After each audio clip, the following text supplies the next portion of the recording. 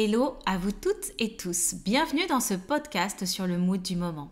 Avec le soleil en Scorpion, Pluton en Capricorne, Mars en Cancer et ce fameux passage appelé Samhain, on peut bien se l'avouer, c'est hyper challengeant en ce moment. Et justement, nous allons décortiquer tout ça et c'est justement dans ce chahut énorme de nos émotions et des énergies que nous vous proposons d'aller puiser toutes les clés de compréhension de ce que nous sommes invités à ressentir, à être et à transformer. Nous sommes Daisy et Julie Baudin, auteurs aux éditions Erol et Merci les livres, et nous aimons porter des projets qui ont du sens. Tout d'abord, pensez à liker, vous abonner et partager ce podcast afin de faire vivre cette chaîne. Vous êtes nombreux et nombreuses à nous suivre sur Insta et nous avions envie de vous embarquer avec nous sur les podcasts pour partager ces moments de reconnexion à soi à travers nos belles énergies d'amour et de respect.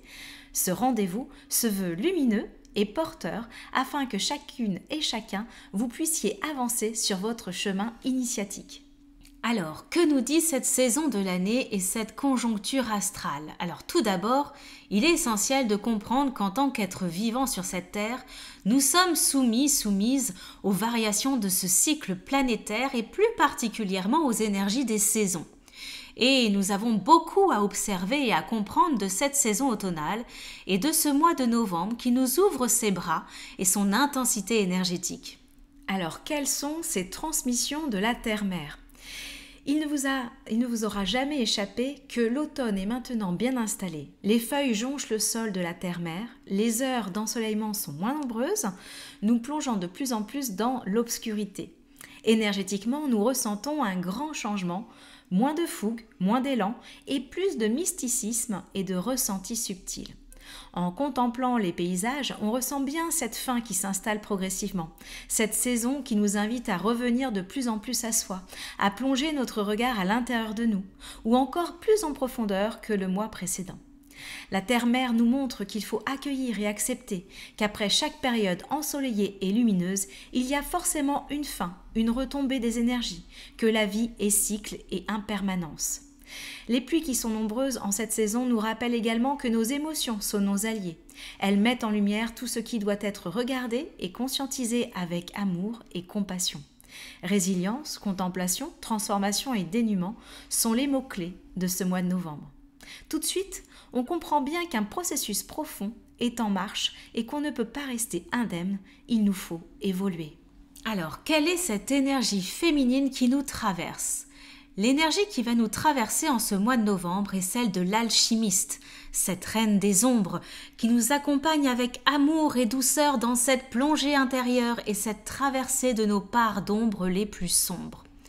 Telle une guide bienveillante, elle nous entraîne dans les bas-fonds de notre intériorité, avec courage et bravoure, pour mettre de la lumière et de la douceur dans ces recoins oubliés, délaissés, meurtris et à vif.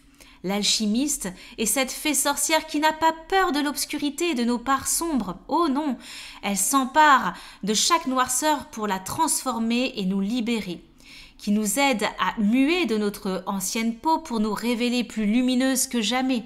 Elle nous accompagne dans ce processus de transformation et de transmutation pour ainsi renaître de nos cendres tel un phénix. Kali, Morrigan et Perséphone sont les déesses qui nous insufflent leur aide. Mais quelles sont également les influences astrologiques du moment ? Les énergies du Scorpion nous traversent en ce moment et en ce mois de novembre. Signe d'eau, aimant les mystères et naviguant entre ombre et lumière, le Scorpion nous entraîne dans ses sagesses d'ombre et de lumière, dans les profondeurs de chaque ressenti, où il intensifie nos liens, nos compréhensions et nos émotions. Avec lui, il est impossible de se détourner de soi, d'occulter la réalité, de fuir notre intériorité. Nos souvenirs, nos mémoires, nos passions et nos blessures sont mis en relief avec intensité. L'heure est aux libérations. Les tourments et souffrances doivent sortir afin de nous permettre de continuer notre progression personnelle et spirituelle. Pluton vit ses dernières heures dans le signe du Capricorne, en apportant encore certains ajustements quant aux leçons qui ont été acquises ces 16 dernières années. Il est question de se dépouiller des conditionnements, des croyances familiales et sociétales pour embrasser sa liberté personnelle en écoutant ses valeurs, ses envies, ses impulsions personnelles. Il n'est plus question de faire comme les autres, mais bien d'écouter son âme et ce qui vibre à l'intérieur de soi. Mars en Cancer, en opposition à Pluton, est également un impact fort dans cette conjoncture. Il sera parfaitement aligné à Pluton dès le 4 novembre, mais son impact va se répercuter jusqu'en avril 2025. Mars est la planète de l'action, de la détermination et du courage, mais aussi de la colère et de l'agacement. De par cette opposition, il est question de sortir des actions non réfléchies, des réactions sur un coup de tête, mais d'utiliser l'action juste pour œuvrer vers ses rêves. Pendant cette période, la colère peut être extravagante et inappropriée, mais elle sera source de libération, liée au trop-plein de frustration, de blocage et de résistance intérieure. Nous sommes comme une cocotte minute qui a trop contenu ses envies, ses pulsions de vie et qui a besoin d'exploser et de se libérer de ce qui entrave notre bonheur. Quelles sont les sagesses de la Lune ? Lune de mort et de renaissance, la Lune de novembre est appelée Lune brumeuse. En plein dans le signe du Scorpion, elle nous invite à observer avec objectivité et intensité chaque sentiment, émotion et souvenir dans une clarté totale pour apporter une pureté alchimique. Avec elle, nous nous dépouillons dans notre intériorité. La transformation est à la clé.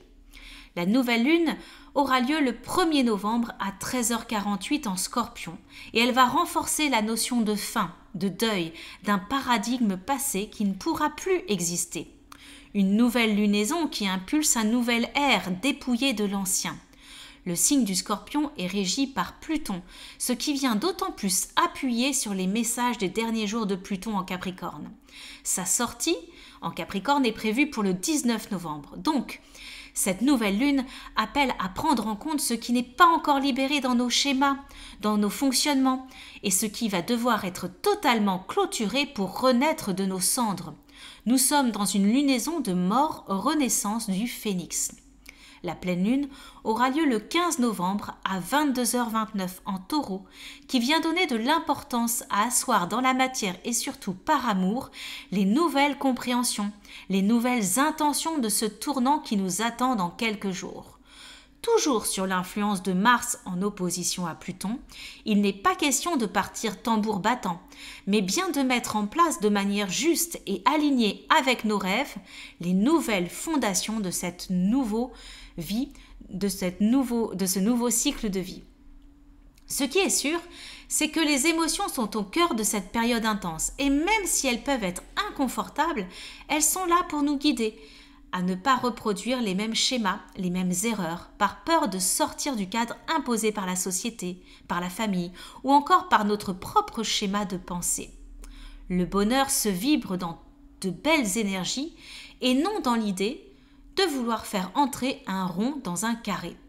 Apprenez à écouter vos vraies aspirations, loin des « il faut » et « je dois », et vous trouverez le chemin aligné à celui ou celle que vous êtes.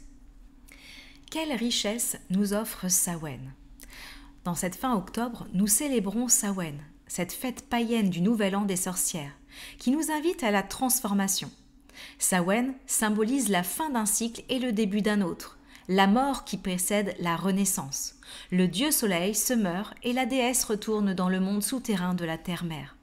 C'est une fête d'espoir, au cours de laquelle on allume de nombreuses bougies en l'honneur du soleil et qui a tant brillé pour nous jusqu'ici et qui reviendra prochainement.